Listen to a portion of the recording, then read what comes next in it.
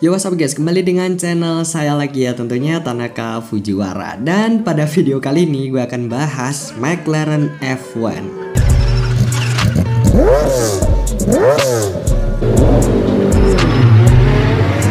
Oh ya, tambahan, kalau kalian lebih paham sama mobil ini, kalian bisa komentar gitu ya kan.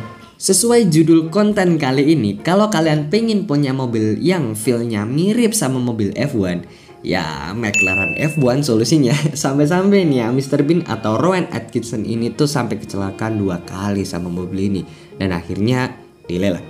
Banyak kabar hoax kalau Mr. Bean ini tuh meninggal gara-gara kecelakaan ini. Tapi nyatanya Mr. Bean masih hidup dan alhamdulillah sehat walafiat.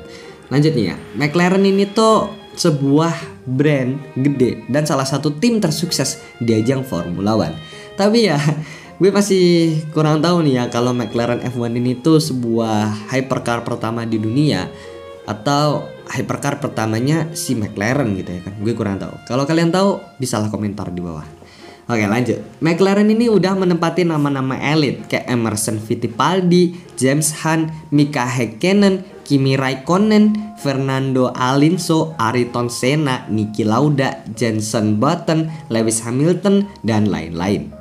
Ya, walaupun terkenal sama tim asal Inggris, sebenarnya McLaren ini tuh didirikan sama seorang pembalap dan seorang mekanik asal Selandia Baru. Nah, nama McLaren ini tuh juga diambil dari nama sang pendiri, Bruce McLaren. Oh ya, jadi kalian cepain kopi, rokok atau cemilan buat mendengarkan cerita sejarah mobil ini tuh diciptain gitu ya kan. Nah, sejarah mobil ini diciptain itu berasal dari 4 orang chill guy. Ceritanya di suatu sore di tahun 1988 setelah balapan F1 Italia di Bandara Udara Internasional Milan, Italia, 4 orang penting duduk chill di sebuah kafe. Mereka adalah Pak Ron Dennis, Pak Creighton Brown, Pak Mansour Ojeh, dan Pak Gordon Murray. Siapa mereka bang?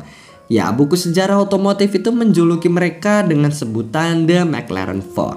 Nah, Pak Brown ini tuh adalah direktur McLaren Racing dan mantan juara balap mobil Inggris. Selanjutnya Pak Ron Dennis ya, tentunya penyuka balap F1. Pak Dennis ini adalah seorang perfeksionis, mekanik handal, dan manajer tim McLaren F1 waktu itu. Terus Pak Mansour Ojeh ini tuh orang Prancis keturunan Arab Saudi yang banyak duit, sultan gitu ya kan. Dan otomatis dialah yang menjadi pendukung keuangan McLaren. Dan yang terakhir, Pak Gordon Murray. Ini adalah orang yang begitu jatuh cinta banget sama desain dan kemampuan Honda NSX NA1.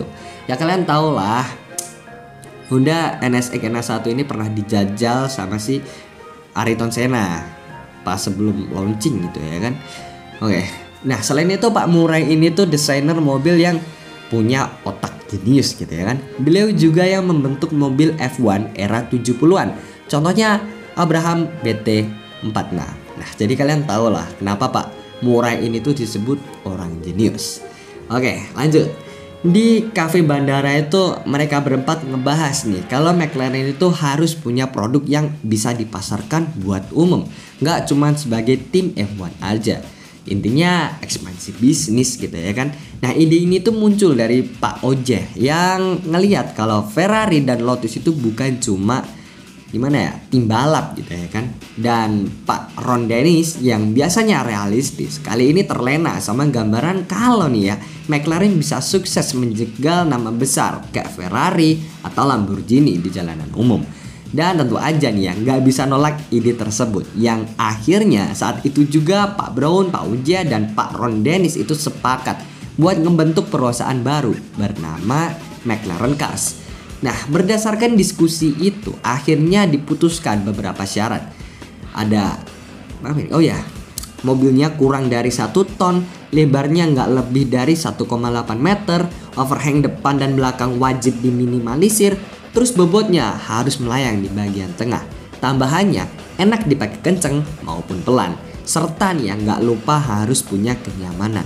Mereka nggak mendebatkan seberapa kenceng mobil ini nantinya, berapa top speed, atau seberapa kenceng menempuh 0 ke 100 km per jam, nggak dibahas, karena itu dianggap nggak penting. Nah, kita ingin ngebuat sebuah mobil jalan raya, bukan mobil balap. Kurang lebih gitulah pernyataan Pak Gordon Murray ini.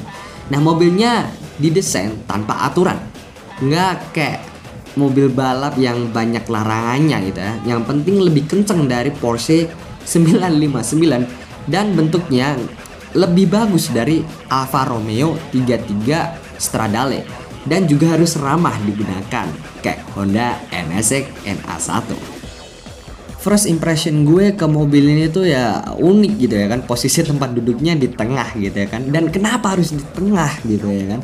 Nah, cabinnya tuh emang nih ya ngangkut 3 orang sama pengemudi yang ada di tengah. Alasannya mobil betulan atau mobil racing, mobil sport, mobil hypercar itu pengemudinya harus bertenaga penuh atas pengendaraan dan pengendalian tersebut. Nah, duduk di tengah atau pengemudi yang ada di tengah itu bakalan memudahkan hal tersebut. Karena ya nggak ada ABS atau kendali traksi atau TCS, Pak Murray ini tuh berasumsi hal tersebut bakalan menghilangkan rasa asli mobilnya. Nah, selain itu harus bisa ngebawa penumpang dan mengangkut barang bawaan gitu ya kan. Jadi ya nggak lupa karena ini mobil sport atau mobil hypercar sih, aku nggak tahu. Nah, respon dari input pengemudi itu harus instan atau spontan.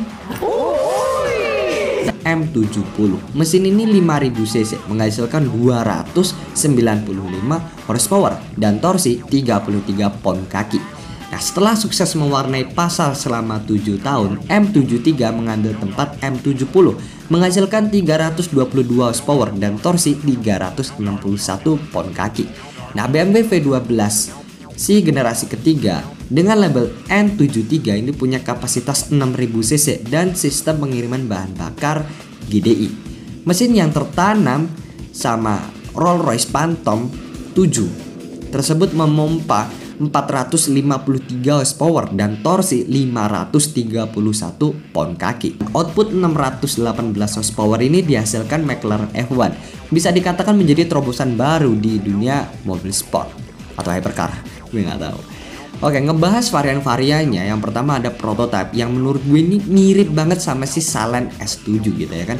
Selanjutnya ada Ameritech, ya itulah intinya. Terus selanjutnya ada apa ini F1 LM. Terus selanjutnya ada F1 High Downforce Kit atau HDK. Terus ada F1 GT.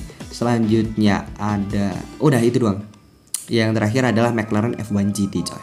Gila, ini mirip banget sama si Salent S7 gitu kan. Mungkin segitu aja sih. Terima kasih yang udah nonton. Jangan lupa like, komen, dan subscribe sebanyak-banyaknya agar channel ini tambah berkembang. Terima kasih dan selamat bertemu di konten selanjutnya.